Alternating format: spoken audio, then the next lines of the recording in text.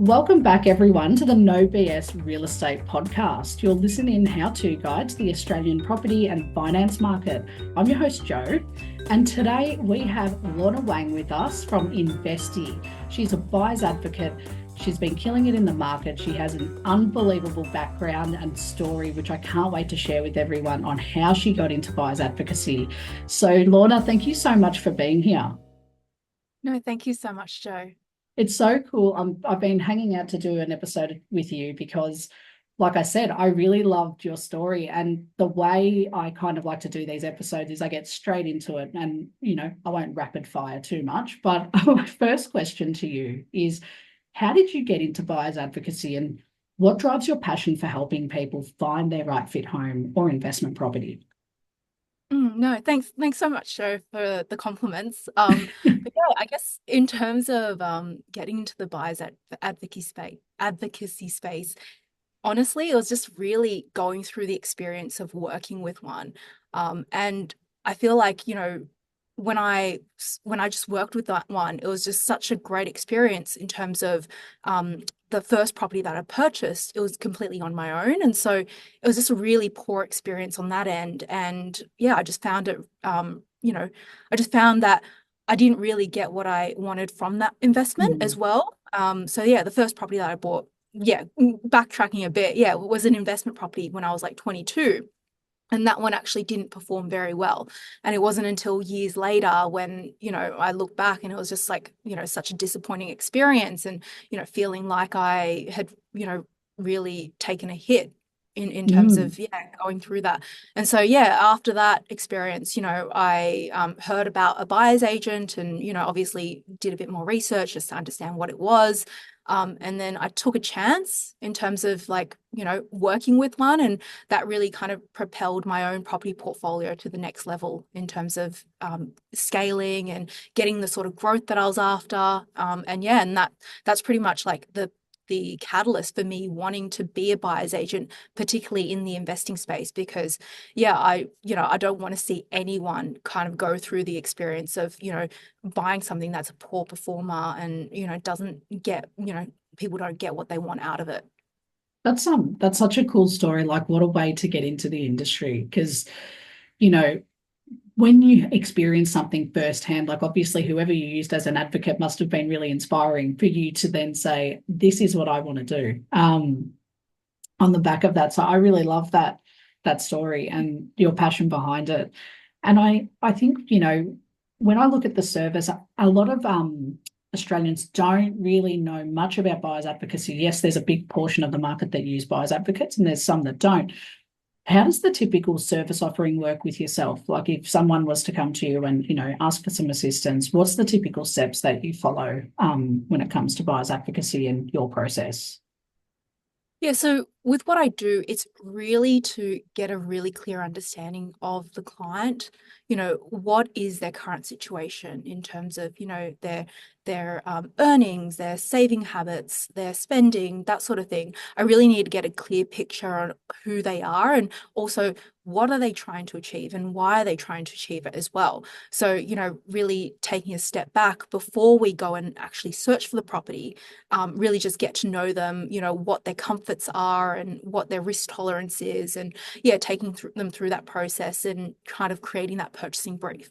So yeah, once we do create that purchase brief, then we then take them through, the next step of like looking for the right locations that fit that and then start sourcing for the actual property. So what we do is we take the whole process off the client's plate and we take it on. So, all the stress involved with buying property and, you know, getting it settled and everything, the negotiations. Yeah, we take all of that. That's awesome. And I think that's the biggest thing at the moment. We are so time poor.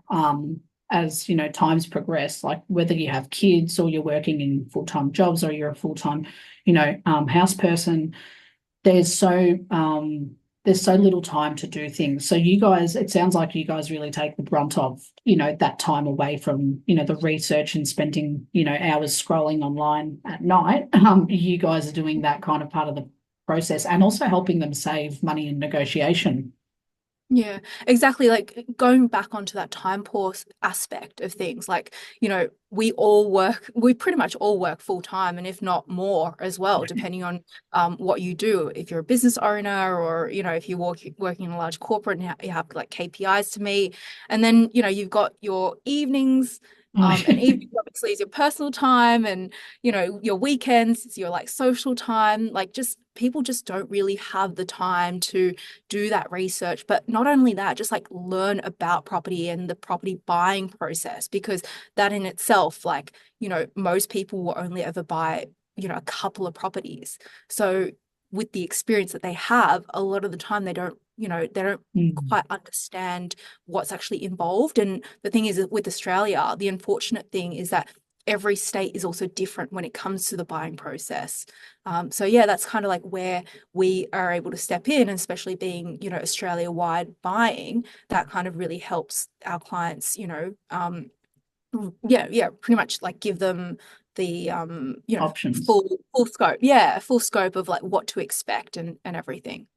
Yeah, it's so true. And I think that's really important, that Australia-wide factor as well. Like you said, every state is different, so having that expertise. Is there a place that you particularly love purchasing in generally that because I know this is a typical thing with buyers advocates, we all have a type of what we like. Do you have anything that you're seeing perform well at the moment or that you like purchasing? I think, like, in terms of property, always freestanding houses. So, Yeah. those are the types of assets that I will buy for clients. That's what I always see perform well.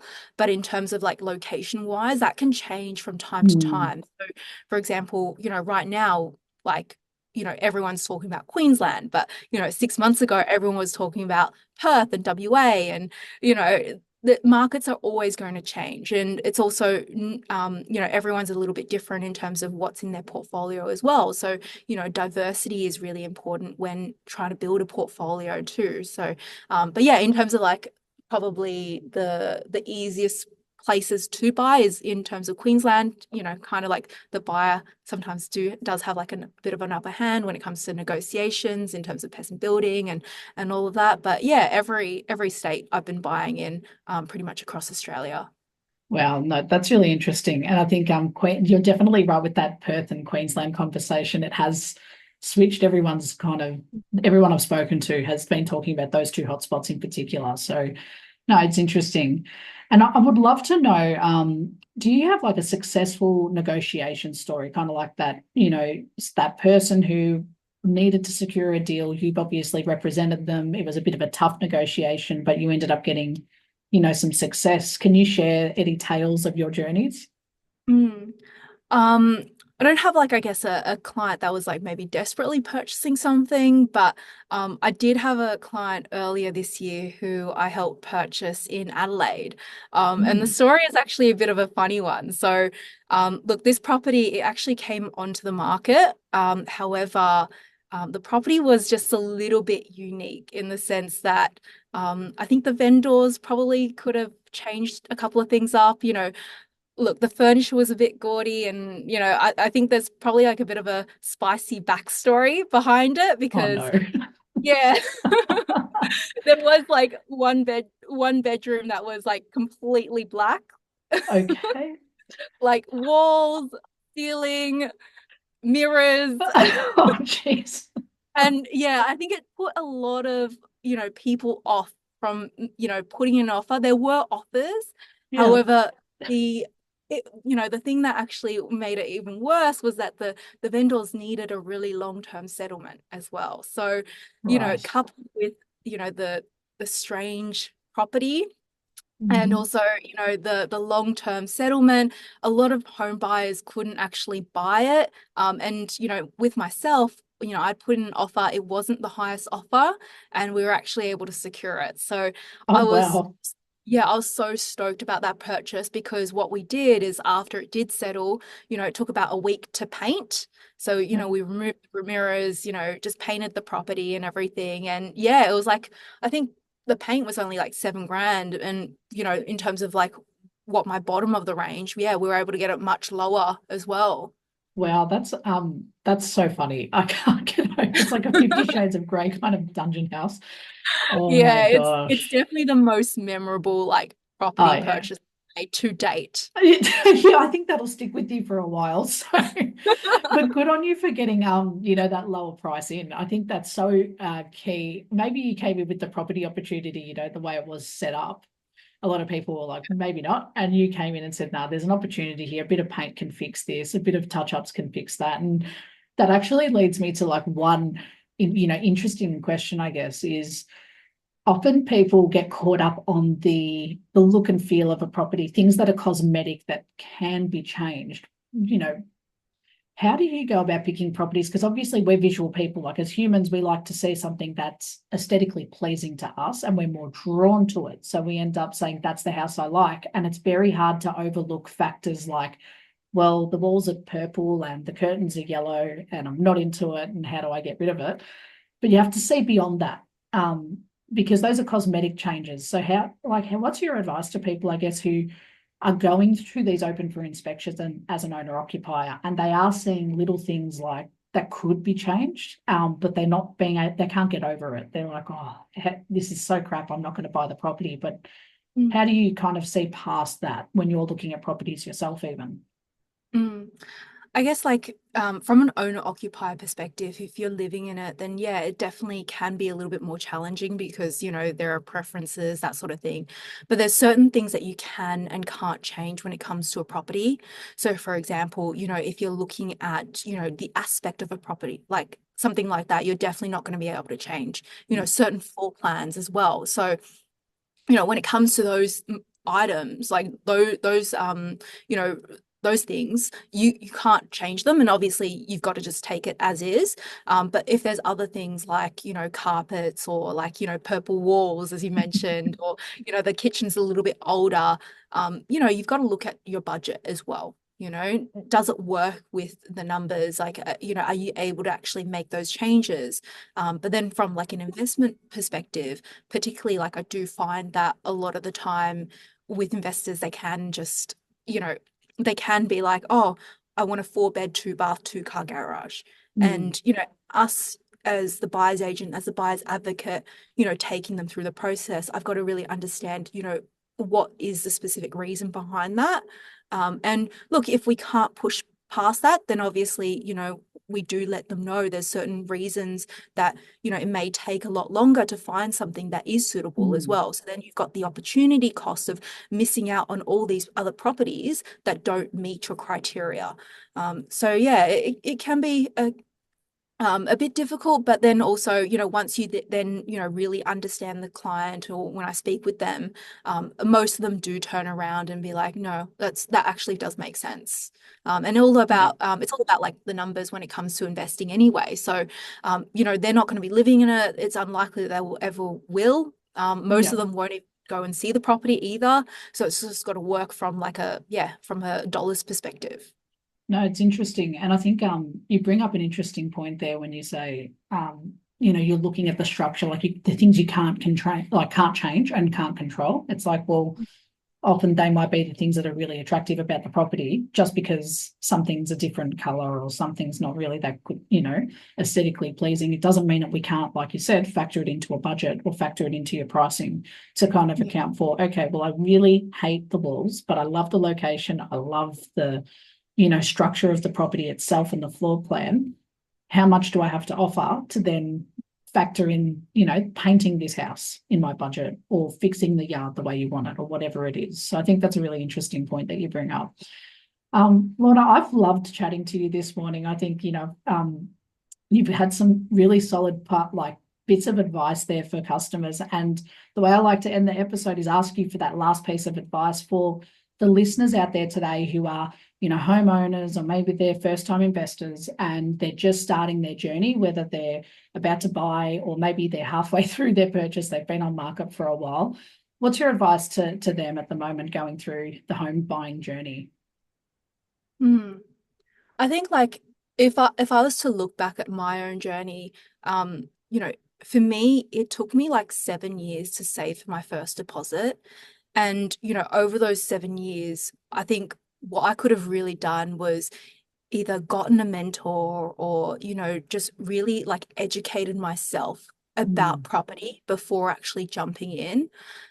Because yeah, most people are going to take a couple of years to save a deposit. And so you've got all this time, popping on a podcast, just watching some YouTube videos can just like really just spark that I guess motivation to also keep going and keep saving as well. And a lot of the time what you will find is that so many people will go through, property and a lot of them will have really good experiences, but then there's a lot that will have really crappy experiences as well.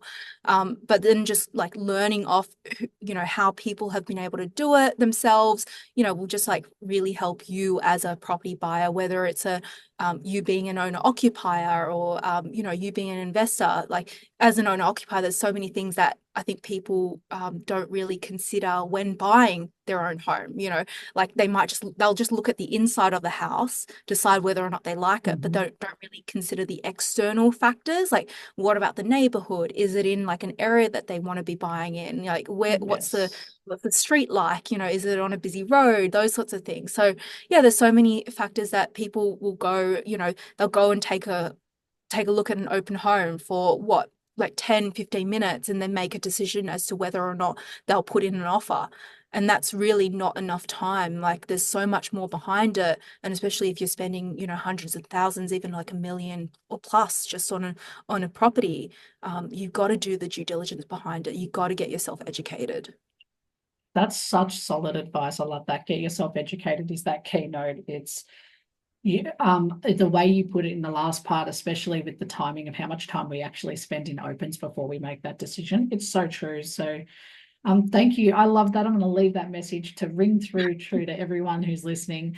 Lorna, thank you again for coming on the show. So wonderful to have you. And thank you for sharing your amazing story about how you got into all of this. I think it's really interesting. So thank you once again. No, thank you so much, Joe. It's really good chatting with you. Thank you. And thanks all our listeners for tuning in today. You can catch up on the episode on Spotify or wherever you get your podcasts. And if you're listening in the Abodey app at the moment, have fun, enjoy, good luck on your home buying journey, and we'll talk to you next time.